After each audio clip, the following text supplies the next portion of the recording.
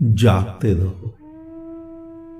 सुबह का जो लेक्चर था उसमें था शास्त्र, कौन सा शास्त्र काम आएगा, उसी को आगे बढ़ाते हैं। वो शास्त्र जो तुम्हारे बोध से उपजाए वो काम आएगा। दूसरे का दीपक, दूसरे की आंख, दूसरे का ज्ञान तुम्हारे किसी काम नहीं आएगा।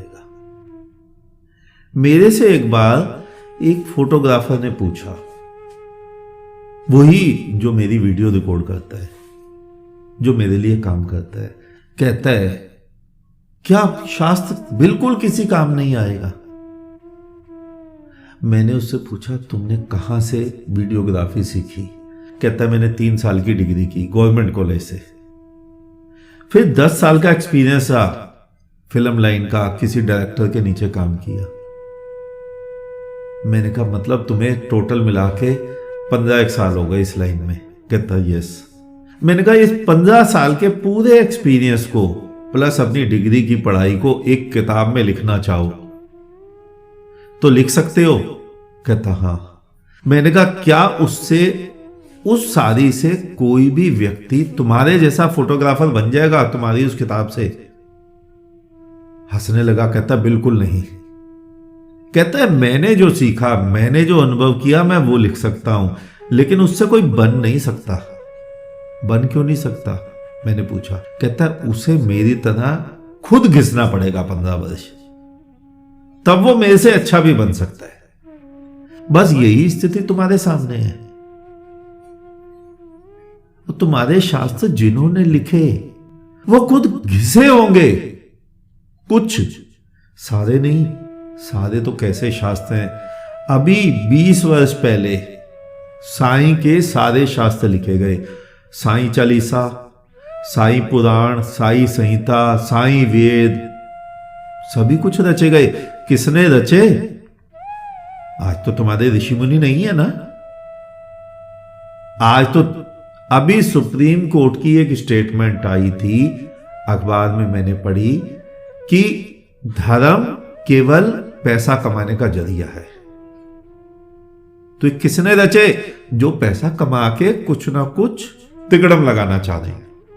लेकिन 500 वर्ष बाद क्या होगा, 1000 वर्ष बाद क्या होगा इन्हीं शास्त्रों का? इसको लोग बिल्कुल वैसे ही मानेंगे जैसा तुम आज मानते हो। 1000 वर्ष बाद सभी कहेंगे कि ये शास्त्र ऋषियों मुनियों ने रचे, जैसे तुम आज मान रहे हो। तुम्हारे सामने सामने लिखे गए सारे शास्त्र। जब साईं के मंदिर ही बने 30-40 वर्ष हुए हैं, तो साईं के शास्त्र 4000 वर्ष पहले तो लिखे नहीं गए। तुम ही मानते हो, सभी मानते हैं, प्रमाणिक है। तो शास्त्र वो जो तुम्हारे बोध से उपजे वो तुम्हारे काम आएगा। दृष्टि वो जो तुम्हारी आंख देख पाए। अंधे को तुम दिखाओ एक स्त्री बहुत सुंदर है, पहाड़ पे गए, हरियाली हरियाली है, बर्फ, आसमान से ठंड की बर्फ गिर रही है, स्नोफॉल हो रही है, बहुत ठंडा झरना है, हिरण पानी पी रहे हैं, हिरण घास खा रहे हैं, उसको क्या समझ आएगी? उसकी आंख नहीं, तुम्हारी आंख देख रही उस सुंदरता को। तो दृष्टि तुम्हारी आंख की तुम्हारे काम आएगी, बोध तुम्हारा तुम्हारे काम आएगा, ज्ञान तुम्हारा तुम्हारे काम आएगा। किसी के शास्त्र नहीं, किसी का बोध नहीं। दूसरा व्यक्ति, मैं तुम्हें केवल यह समझा सकता हूं कि किन किन मार्गों से मैं चला हूं, इसके अलावा मैं भी तुम्हें कुछ नहीं समझा सकता। तुम्हारे लिए कोई शास्त्र नहीं है। तुम जितनी जल्दी इस बात को मान लोगे उतनी जल्दी जागृत हो जाओगे, उतनी जल्दी बोधवान हो जाओगे। पुराने शास्त्र तुम्हारे किसी काम नहीं आएंगे। कोई शास्त्र तुम्हारे काम नहीं आएगा। तुम्हारे लिए कोई शास्त्र है भी नहीं।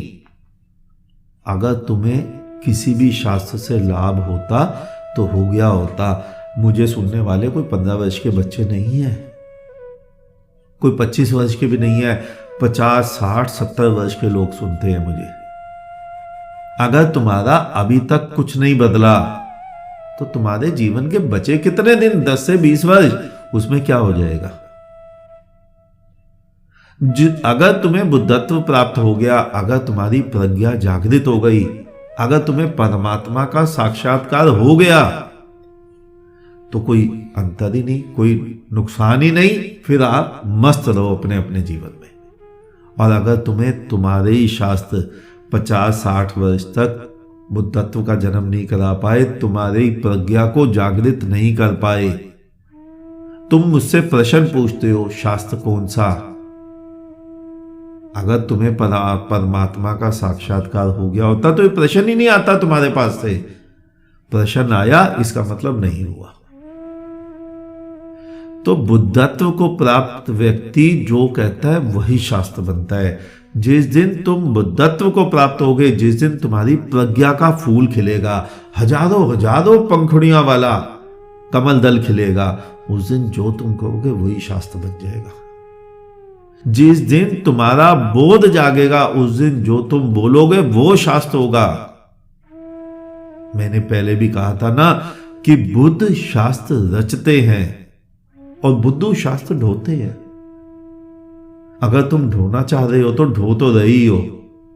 कुछ हिंदुओं के, कुछ मुसलमान, कुछ सिख, कुछ ईसाई, सभी तो ढोए जा रहे हैं, लेकिन उनसे बोध कितनों का जागा, उनसे प्रज्ञा कितनों की जागी, उनसे कितनों का हृदय धड़का, उनसे कितनों का कमल दल, सहस्त्र कमल दल खिला, उनसे कितनों को परमात्मा का साक्षात्कार हुआ।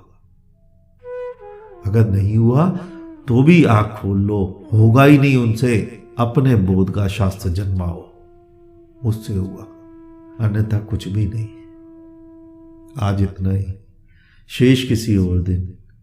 अंत में चारों तरफ बिखरे फैले परमात्मा को मेरा नमन। तुम सभी जागो, जागते रहो।